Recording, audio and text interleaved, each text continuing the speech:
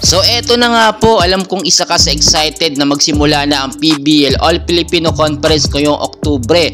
So eto na nga po ang partial pero unofficial 12 teams po.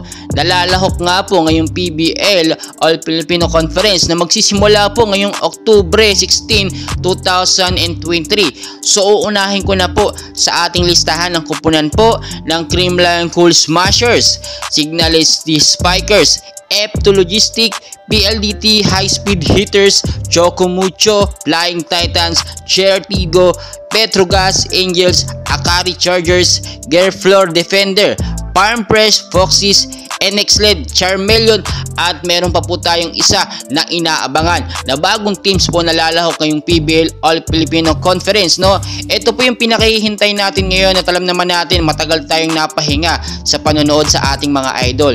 For sure ngayon pong PBL All Filipino Conference mas mahaba po ang ating mapapanood sila na mas mabahaga. Magsisimula po kasi yan simula noong October 16, aabutin po yan hanggang December ng katapusan. So talagang ngayon nagprepare na po, naghahanda na ang ating mga paboritong teams. Lalo na po, no, alam ko marami sa inyo supporter po ng Creamline Cool Smashers at ng Choco Mucho Flying Titans.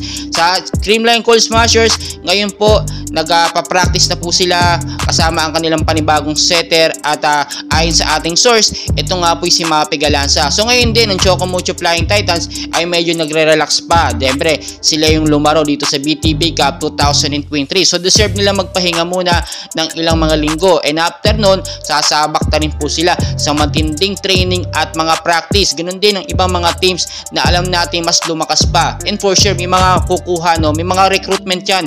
May mga magre-recruit na mga bagong player para sa kanila mga teams para ngayong PBL. So, dapat talaga nating abanganin. Talagang kaabang-abang yan. Lahat tayo excited, no?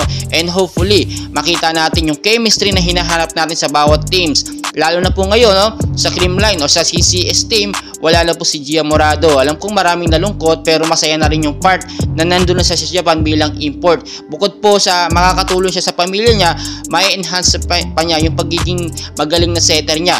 At karangalan ng bansang Pilipinas ang dinadala niya, no, sa Japan. Doon nga po sa kupunan ng Denso Airibase. So marami pa tayong kaganapan. Please huwag niyong kalimutan mag-like and subscribe para updated kayo sa ating mga PBL updates araw-araw. Maraming salamat po.